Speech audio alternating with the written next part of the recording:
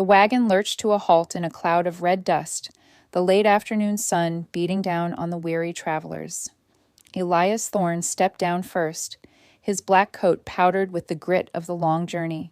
He turned, offering a hand to the figure inside. A slender, pale hand emerged, followed by the rustle of a simple gray dress. Elara Thorne descended carefully, her auburn hair tucked neatly beneath her bonnet, her eyes downcast, as she took in the frontier town of Stone Creek. At 18, this was the farthest she had ever been from the orderly streets of Philadelphia. The minister's daughter had spent her life within the confines of piety and propriety, her world defined by scripture and strict decorum. She was never permitted to dance, to raise her voice, or to look directly at a man who was not a relation. Now, standing in the raw, open space of the territory, she felt the weight of 1,000 unspoken judgments. The town was a rough collection of wooden buildings, saloons, and a single general store. Men with hardened faces and wide-brimmed hats moved with a purpose she did not understand. This was no place for a minister's sheltered daughter, yet here she was, trembling slightly as her father gripped her elbow and steered her toward the small, Spartan rectory beside the modest white church. Inside, the rooms were clean, but held a stark emptiness. Elara moved quietly, unpacking her few belongings, hanging her dresses in the narrow closet, placing her well-worn Bible on the bedside table. Through the single window, she had a view of the main street. She watched the comings and goings, a silent observer of a world she had only ever read about in cautionary tales. And then she saw him. He stood a head taller than any other man on the street, his frame impossibly broad, with shoulders that seemed to carry the weight of the sky. He wore a dust-colored duster over his clothes, and a worn Stetson shadowed his face. Even from a distance, she could see the confident set of his posture, the slow, deliberate way he moved, a man completely at ease in his own power. He was speaking with the livery owner, and though she couldn't hear his voice, his gestures spoke of a quiet authority. Elara's breath caught in her throat. She knew she should look away, that it was improper to stare, but her body refused to obey. Her eyes traced the line of his shoulders, the way his hands rested on his hips. He was a giant, a force of nature, and something deep within her, something she had never known existed, tightened with a thrill that felt like fear and fascination intertwined. As if sensing her gaze, the giant turned. His eyes lifted directly to the rectory window, and for a single, heart-stopping moment, their eyes met. Elara gasped, stumbling back from the window, her hand flying to her throat. Her heart hammered against her ribs so violently she felt dizzy. She had never experienced such a direct, unguarded look from a man. It felt less like being seen and more like being seen through. Her father's voice called from the other room. "Elara, come help me with these books." She forced herself to breathe, to smooth her dress, to push the image of the towering stranger from her mind. But that night, lying in her narrow bed with the moonlight washing over her, she could not forget him. The intensity of his gaze had awakened a restless energy in her blood. She whispered a prayer for forgiveness for her wayward thoughts, but even as the words left her lips, she knew a part of her was not sorry at all. The next morning, Elara was woken by the sound of hammering. She dressed in her plainest gown and braided her hair tightly before stepping outside. Her father was directing two men as they repaired the church's rotting front steps. She carried a tray of water and biscuits out to them, keeping her eyes lowered, as was her habit. A voice, deep and rough like stone grinding against stone, said, "Ma'am?" She looked up, and there he was, standing at the base of the steps, a hammer held loosely in one massive hand. Up close, he was even more formidable. His shoulders blocked the morning sun, casting her in his shadow. His face was weathered and tanned, but his eyes were a startling, clear gray, like a winter sky, and they were fixed intently on her. Elara's mouth went dry. The tray trembled in her hands, water sloshing precariously close to the rim of the cups. He moved with a startling economy of motion, stepping forward and steadying the tray with one large, calloused hand. His fingers brushed against hers. and a jolt, sharp and hot, shot up her arm. She flinched back, nearly dropping everything. "Easy now," he said, his voice a low rumble. "Wouldn't want you to spill." Her cheeks burned with a mortifying heat. She couldn't meet his eyes. She set the tray down clumsily on the top step and turned to flee, but her father's voice stopped her. "Elara, this is Silas Vance. He has agreed to help with the repairs. Mr. Vance, this is my daughter, Elara." He touched the brim of his hat, his gaze never wavering from her face. "A pleasure, Miss Thorne." Elara managed a stiff, silent nod before turning and hurrying back into the rectory, her heart a wild drum in her chest. From the window, she watched him work. She watched the way his muscles shifted beneath his shirt with each swing of the hammer, the way sweat dampened the fabric along his spine.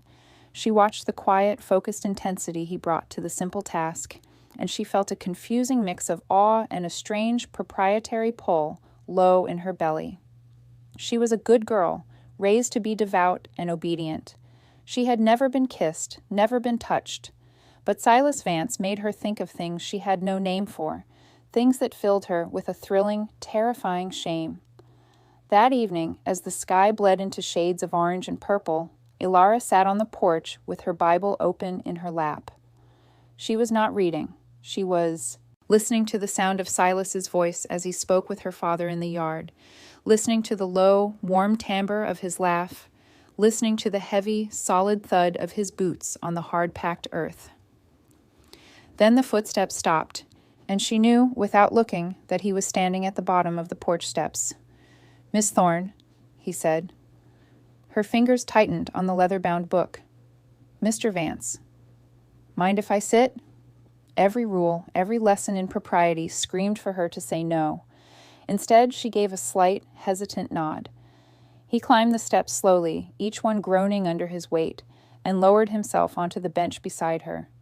He was so large the bench seemed to shrink, so close she could feel the warmth radiating from his body and smell the scent of sun, sweat, and clean wood that clung to him. They sat in silence for a long moment, the only sounds the distant crickets and the soft rustle of the wind through the grass. "Your father tells me you're from Philadelphia," he said finally. "Yes, sir." "Must be quite a change, coming out here." "It is," she admitted, her voice barely a whisper. He turned to look at her, and she felt the full force of his attention. "You afraid of it? This place? The men here?" She swallowed, her throat tight. "Should I be?" Silas's jaw tightened. "Some men out here, they don't know how to treat a lady. They see a pretty thing like you.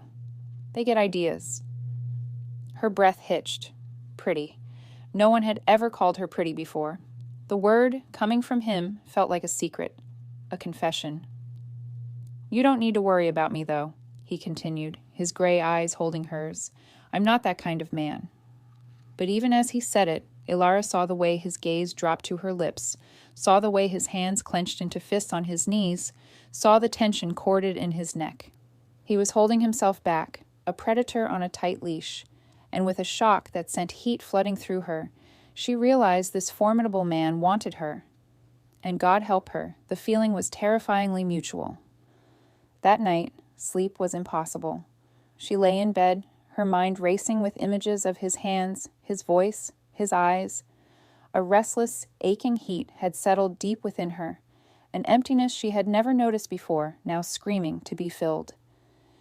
Hesitantly, her hand slipped beneath the covers, down her nightgown. Her own touch was tentative, unfamiliar. But as she thought of Silas, of the way he had looked at her, her explorations grew bolder. A gasp escaped her lips as a wave of shocking pleasure crested, leaving her trembling, breathless, and utterly ashamed in the dark. The dam of her innocence had been breached, and there was no going back. Over the next few days, a silent, charged understanding passed between them. Silas worked on the church, and Elara found endless reasons to be near. She brought him water, she swept the porch, she sat mending clothes, her eyes constantly drawn to him. And he watched her, always. She could feel his gaze like a physical touch. One afternoon, her father rode to a neighboring settlement to minister to a sick family, leaving Elara alone. She was in the kitchen, washing dishes, when a firm knock echoed through the small house.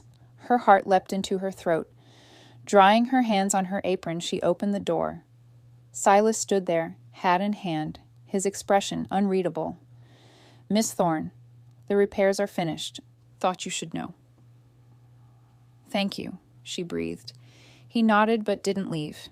He filled the doorway, his presence making the small porch feel minuscule. "Elara," he said, her name a rough caress on his tongue. It was the first time he'd used it. "Yes?" "I shouldn't be here. I know that, but I can't seem to stay away from you." He took a step closer, and she retreated into the house, her pulse a frantic rhythm. He followed, closing the door behind him. The room seemed to shrink, the air growing thick and heavy. "I need you to tell me to leave," he rasped, his gray eyes dark with a storm of emotion. "Because if you don't, I'm going to kiss you. And once I start, I don't think I'll be able to stop." Elara's mind was a chorus of warning bells. Virtue, reputation, her father's wrath. But her body, thrumming with a wild, desperate need, shouted them all down. Her lips parted. Her eyes dropped to his mouth. And in a voice she barely recognized as her own, she whispered, "Then don't stop." The control in Silas Vance shattered.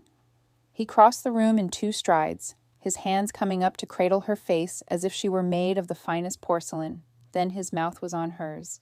It was not a gentle kiss. It was a claiming, fierce, hungry, and desperate. Elara gasped against his lips, her hands flying up to clutch at his shirt for balance. The world tilted, and all she knew was the feel of his mouth moving over hers, the taste of him, the sheer, overwhelming maleness of him. It was fire and lightning and a headlong fall all at once. Her inexperience melted away under the raw, honest need of his kiss.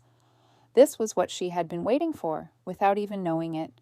This was the awakening she had both feared and desired.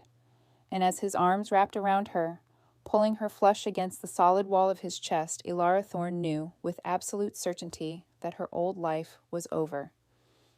Silas's kiss was a revelation, an unmaking and a remaking all at once. When he finally pulled back, both of them were breathless. His chest heaved, his gray eyes were wild, and a muscle ticked in his jaw. Elara could only stare, her lips swollen, her mind a blissful blank. "Elara," he breathed, her name a prayer and a curse. He didn't wait for a response. In one fluid motion, he bent and swept her into his arms, carrying her as if she weighed nothing. He shouldered his way into her small bedroom, the room where she had whispered her prayers and slept. Her innocent sleeps, and laid her gently upon the narrow bed. He stood over her, a giant silhouetted against the late afternoon light, filtering through the window, his gaze burning with a possessive fire. "Last chance," he said, his voice gravelly with restraint. "Tell me to walk out that door." Elara's heart hammered against her ribs, but a newfound courage, born from his kiss, steadied her. She reached for him, her fingers brushing the rough fabric of his vest. "Stay." That single word was his undoing. He knelt on the bed, the frame groaning in protest, and his hands went to the buttons of her dress. His fingers, so capable with a hammer, were surprisingly deft. He worked them open, one by one, peeling the gray wool away until it pooled around her waist. Her chemise was thin, white cotton, and through it, he could see the shadowed outline of her breasts, the tight peaks of her nipples. He stared at her with such raw, undisguised awe that Elara's shame was chased away by a surge of feminine power. "You're so beautiful," he whispered, the words filled with reverence. He lowered his head, and his mouth found her through the fabric, hot and wet. Elara cried out, her back arching off the bed. The sensation was so acute, so shocking, it bordered on pain. His hands roamed her body, learning its curves, bunching her skirts up around her thighs. The cool air hit her bare skin, and then his hand was there, his calloused palm cupping her, his fingers stroking the very core of her. She gasped, her hips lifting off the mattress of their own volition. This was different from her own furtive explorations. This was deliberate, knowing, and devastatingly effective. He worked her with a slow, torturous patience, his eyes locked on hers, watching every flicker of pleasure that crossed her face. "Silas," she pleaded, her voice a broken thing. "Please." "I know, darlin'," he murmured, his thumb circling the sensitive nub of flesh.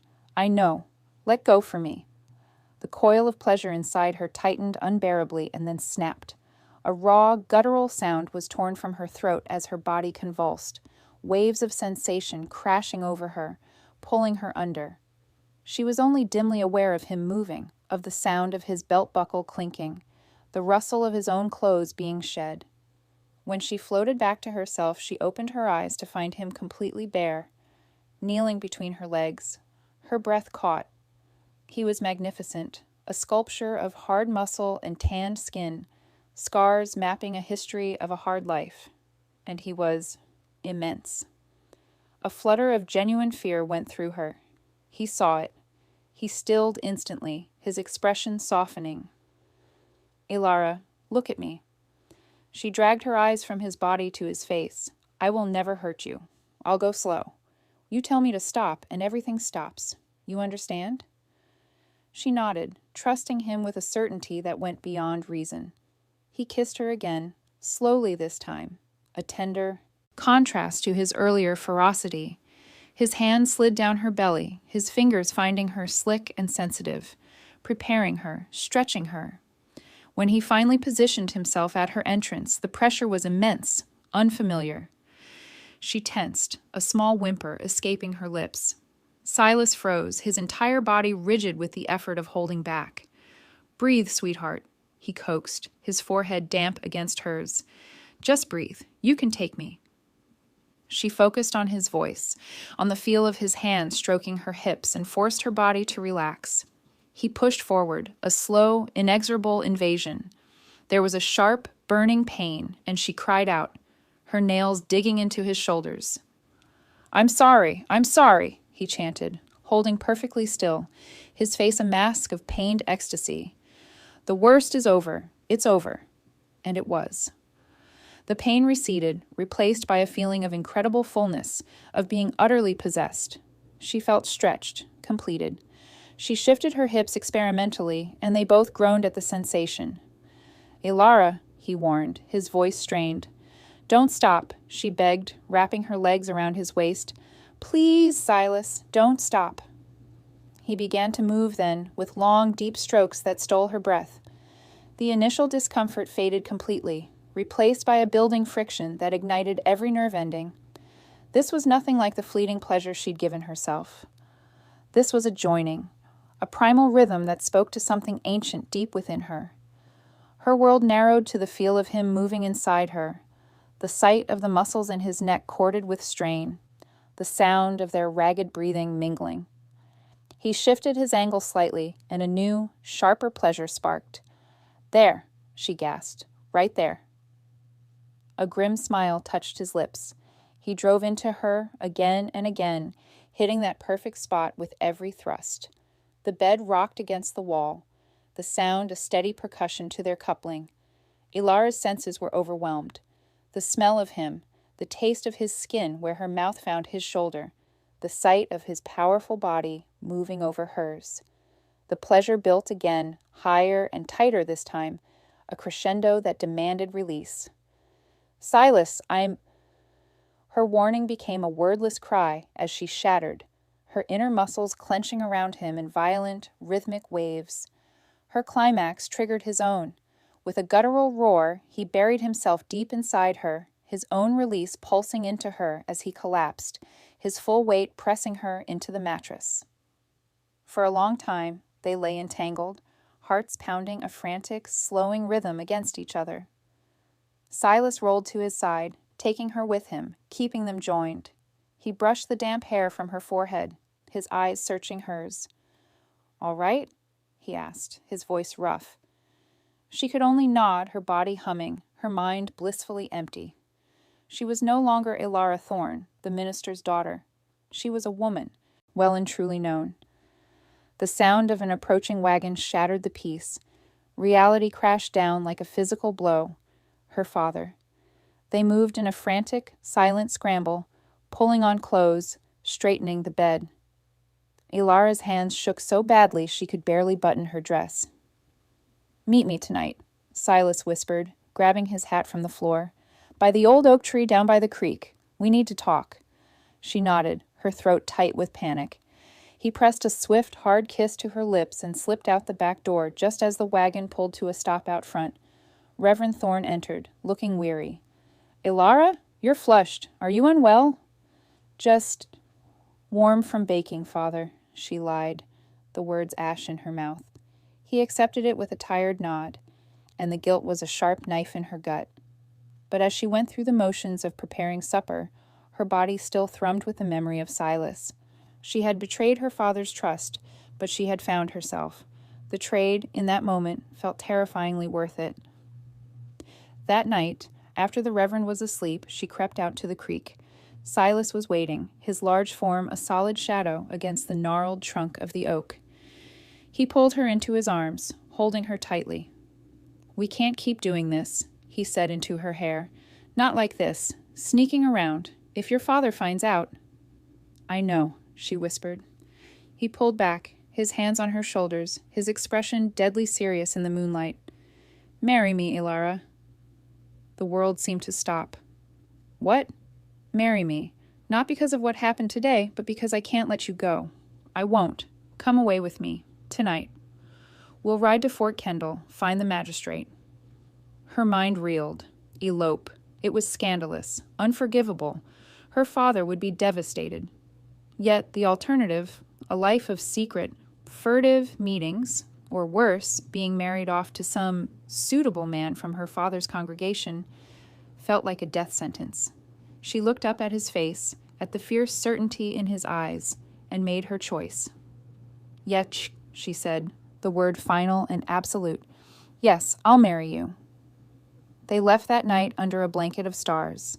She left a brief, tear-stained note on her pillow. "Father, forgive me. I have chosen my path," and rode away with Silas, her arms wrapped around his waist, her face pressed against the solid strength of his back, leaving her old life behind in the dust. In Fort Kendall, as the first light of dawn painted the sky, they stood before a sleepy magistrate. The ceremony was swift and simple. When Silas slid a plain silver band onto her finger and the magistrate pronounced them man and wife, Ilara felt a profound shift in her soul. She was Ilara Vance. They found a room in a quiet boarding house. As Silas closed the door, he turned to her, his gaze intense. "No regrets?" She walked into his arms. Not a single one. Their love-making that night was different. There was no frantic rush, no fear of discovery. It was slow, exploratory, a celebration of their new bond. He worshipped her body with his hands and his mouth, learning what made her sigh and what made her cry out, until she was mindless with pleasure. After, as she lay sated in his arms, she knew a peace she had never thought possible. She was his, and he was hers. The future was a terrifying, exhilarating blank page, but she was no longer afraid to write upon it. The new Mrs. Ilara Vance awoke to the unfamiliar sensation of a hard-muscled arm draped possessively across her waist, and the warm, steady breath of her husband against her neck. For a disorienting moment, she did not know where she was. Then, the memory of the previous day, the frantic flight, the simple ceremony, the long, languid night of discovery, flooded back, and a profound sense of rightness settled over her. She was here. She was his. They spent 3 days in Fort Kendall, a stolen bubble of time outside of reality. They were simply a man and his wife, anonymous in a town that did not know their story. Silas showed her a tenderness that belied his rugged exterior, his touch always gentle, his eyes constantly watching her, as if she were a precious, unexpected gift. Ilara, in turn, shed the last vestiges of her timid self. She laughed freely, touched him without hesitation, and explored the pleasures of their marriage bed with a growing confidence that made Silas groan with delight. But the frontier was not a place where one could hide forever. Silas had work commitments in Stone Creek, and Ilara knew the confrontation they had fled was inevitable. They returned to a wall of silent judgment. The whispers began the moment they rode into town, the stares of the women sharp and disapproving, the looks from the men a mixture of pity for her and contempt for him. The most devastating blow came on Sunday. Driven by a complex mix of guilt and defiance, Ilara convinced Silas to attend her father's service. They sat in the back pew. Reverend Thorne's gaze swept over them as if they were empty air. His sermon was on the prodigal son, but his words twisted into a searing condemnation of daughters who betrayed their fathers for the fleeting passions of the flesh. Each biblical allusion to sin and disobedience felt like a lash against Ilara's skin. She held her head high, her hand clenched tightly in Silas's, but inside she was crumbling. Silas, sensing her distress, found them a small, isolated cabin a few miles outside of Stone Creek. It was rough-hewn but sturdy, nestled in a stand of pines with a creek running behind it. It became their sanctuary. Ilara threw herself into making it a home. She learned to cook on a cast-iron stove, planted a small vegetable garden, and sewed curtains from flour sacks. The work was hard, her hands growing rough, but she found a deep satisfaction in building a life with her own two hands, a life of her own choosing. Silas was a quiet man, but his love was expressed in actions.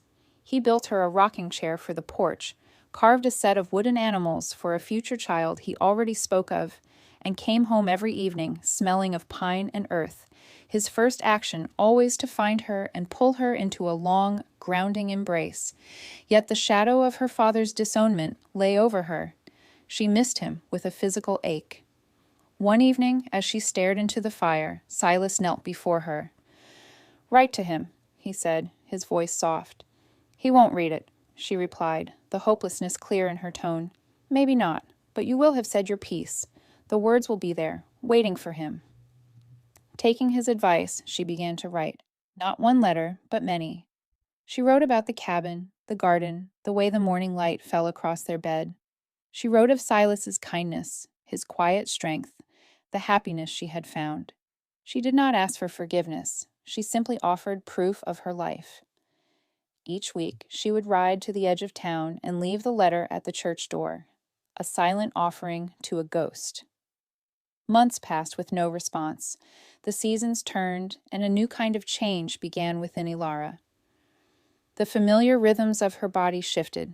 The smell of coffee, which she had always loved, now turned her stomach. A deep, pervasive fatigue settled in her bones. When she missed her courses for the second time, she knew. The day she told Silas, she found him repairing a fence post.